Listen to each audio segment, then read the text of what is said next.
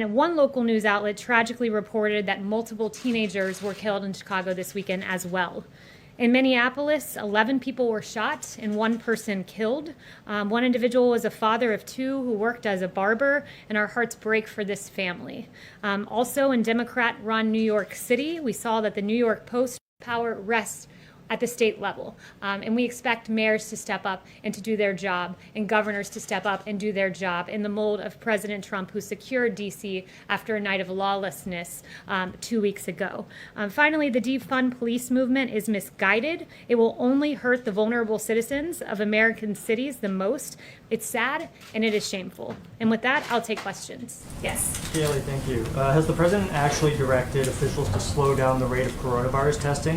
No, he has not directed that. And in fact, I would note that first, we continue to test about 500,000 per day, about 500,000 people per day. $1.8 billion is invested in NIH to find new testing capabilities. Any suggestion that testing has been curtailed is not rooted in fact. And yeah, I would just note the extraordinary efforts of this administration. More than, at this point, 26.7 million tests, and we should be north of that. When he said Saturday that he told his people to slow it down, what did he mean by that? The president was trying to expose what the media oftentimes does, is they ignore the fact that the United States has more cases because we have more testing. We are leading the world in testing, and he was pointing that out, that it's a fact that the media readily ignores. So saying that he told his people to slow down testing is not true?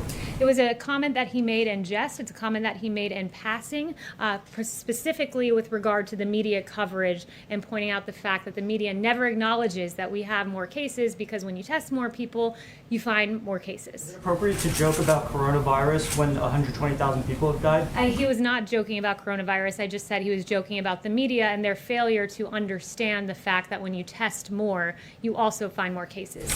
Kayleigh, thanks so much. To follow up on that, has the president ever delayed the allocation of federal funding that's already been dedicated to national testing? No, on the contrary, the president has led the way to make us the leading country in the world on testing. In fact, the FDA has authorized 144 tests under EUA's emergency use authorizations. These include 122 molecular tests, 21 antibody tests, 1 antigen test, and the president has led the way in making us the world's leader with regard to testing. The administration sitting on about $14 billion of funds that have been approved but not yet allocated. Well, I just mentioned the $1.8 billion at NIH that's there, and we're exploring new testing. We're leading the world in testing, and we will continue to do so. Kayleigh, I have a question of my own. Last July, President Trump declared himself the least racist person there is anywhere in the world. Why does he use racist phrases like the Kung flu?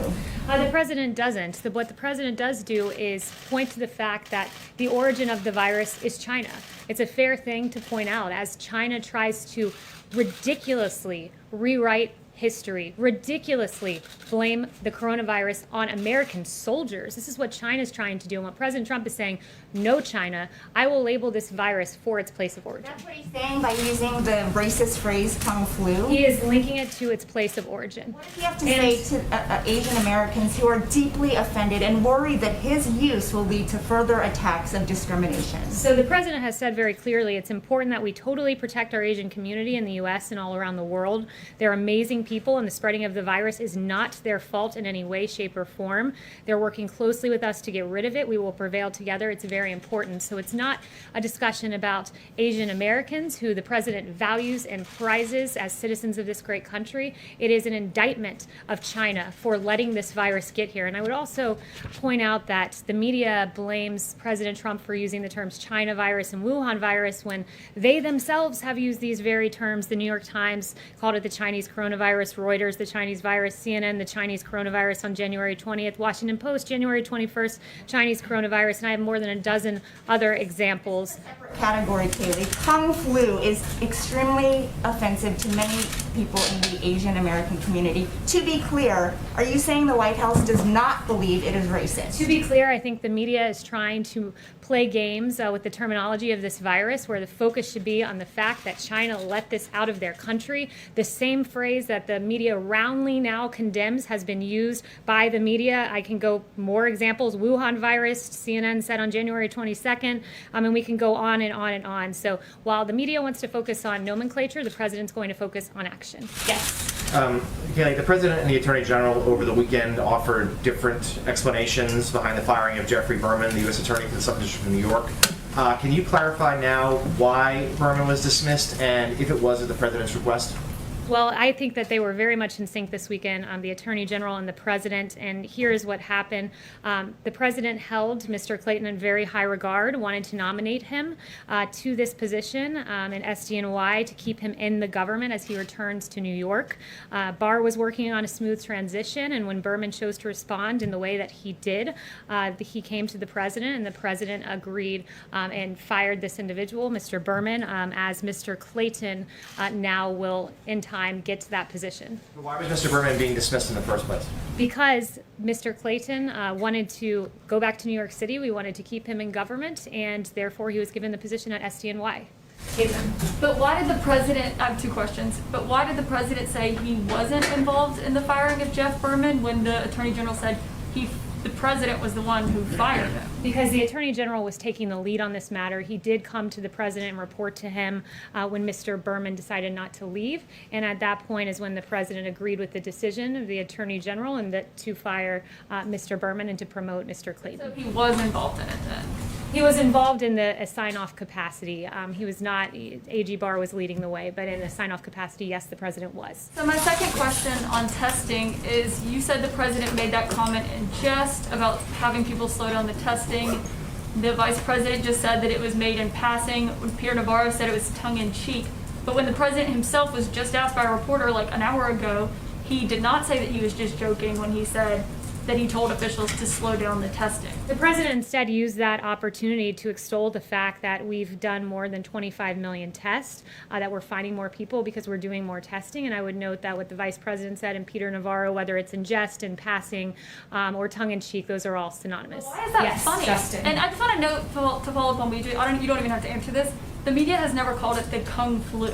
Calling it the Chinese coronavirus and calling it the Kung flu are very different things. The media and your network specifically, called it the Kung flu. the media and your network specifically have repeatedly used the term China virus and Wuhan virus, and then gone on to deride the President as somehow using a term that they themselves have never used. So we can go through CNN's history. I'd be more than happy to go through CNN's history. On February 9th, you guys talked about the Wuhan coronavirus. On January 23rd, you guys talked about the Wuhan coronavirus. On January 22nd, the Wuhan virus. I can write it all out for you and detail it for you in an email. Kayleigh, Yes, you've got Justin. to admit that. It is not the same thing as calling it the Kung Justin. flu. I first want to just follow on what you were just talking about with Berman. So obviously the President made the decision to nominate Clayton for the job, and that led to the sort of kerfuffle that we saw over the weekend. But there's this decision to remove Berman from the post before Clayton was nominated, or before Clayton was either nominated or, more importantly, confirmed. And so I think the question is, why did you take the acting U.S. Attorney out of his job before there was a Senate-confirmed replacement? Because there's an intent to put Clayton there, and so there will be an interim individual, an acting attorney, as we work to get Mr. Clayton in that position. Yeah, but I guess the question is, why didn't he continue in his position until Clayton was confirmed? Because we are hopeful that Clayton will be confirmed. We're not leaving him there. We're putting an interim person in place. No investigation will be affected by this, as was made clear by Attorney General Barr. All right, then, Yes, sorry, Steve. I wanted to ask about the President over the weekend said that he didn't impose sanctions on China over the Uyghur internment camps because he was worried about his ability to negotiate the trade deal. But since the trade deal was signed in January, China, as you mentioned earlier, not only has acted in ways that you frustrated with on coronavirus, but the President has announced their behavior in Hong Kong, and they've failed to live up to many of the tenets of the trade deal itself. At the same time, the President signed an executive order on international religious liberty. So I'm wondering when, if ever, is the President actually going to sanction Chinese officials under either the original legislation or the legislation he signed last week. So I'll get an update for you on that, but what I will say so far is, and you noted this in your question, that he signed legislation to hold China accountable for the treatment, for their treatment of the Uyghurs and other minorities in China. But he also previously has imposed visa restrictions on Chinese officials for roles in China's treatment of Uyghurs and other minorities. He's blacklisted companies that were complicit in China's treatment. He has taken strong action, but I will get back to you on that. Yes, Steve. Is the president happy with the size of the crowd in Tulsa? The president was very pleased with the rally. I was with him, and I just have to say, these media reports that he was somehow furious on the plane, there is no grounding in fact to that. I was with him on Marine One on the way there, on Marine One after. He was very, very pleased with how the rally went, and the media reporting on this prompted me to go around and ask some of my colleagues if they saw something different. And I spoke with Dan Scavino, who was in the Beast with the president right after the rally, and said he was very energized, having been around the American people. So he's quite pleased with how the rally went. And even a political pundit wrote to him that it was one of the all-time great speeches they'd ever heard. We saw him expose his own humanity when he described the wonderful West Point story. The speech made his message so clear and compelling that no one could possibly have missed it, and it was so great to be out of the swamp and in the country. And those comments are how the president feels too. And are you going to make any changes to these events, like have more outdoor events where people aren't clumped together, or what's been contemplated? So on the note of future rallies, I'd refer you to the campaign. Yes. Thanks so much, Kayleigh. I wanted to ask on the coronavirus, who is the most senior person at this time who is focused full-time on coronavirus with no other duties, simply coronavirus? Who would that person be, and what type of authority does this person have to spend U.S. resources? So in the Trump administration, we're quite good at doing two things at once. We're expected to do many things at one time. The vice president is continuing to lead the task force. They meet regularly. Dr. Fauci is there. Dr. Birx is there. Dr. Redfield is there. They're regularly talking to governors. They had a governor's call today. The president is regularly briefed about the state of coronavirus and is regularly involved in decision making as we move forward. Is there a specific person who is focused on this full-time with no other duties? A lot of people are focused on this full The most time. senior person, who would that be? Dr. Redfield, Dr. Birx, Dr. Fauci, all of our experts are involved. The vice president leads the task force each and every day, but we do many things at once in this administration, and we've done quite a good job with coronavirus. And it's we're pleased to see that it's a tragedy anytime a life is lost to coronavirus, but we are pleased to see that yesterday, for the first time, there were under 300 fatalities. So